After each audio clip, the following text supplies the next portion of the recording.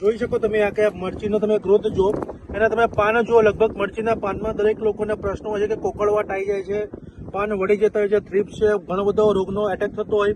પણ તમે આ છોડ જુઓ, ફ્લાવરિંગ પણ સરસ છે, પ્લસ ફૂટ સરસ છે, પાન એકદમ કુણપ સરસ છે, ગ્રીનરી ખૂબ સારી છે.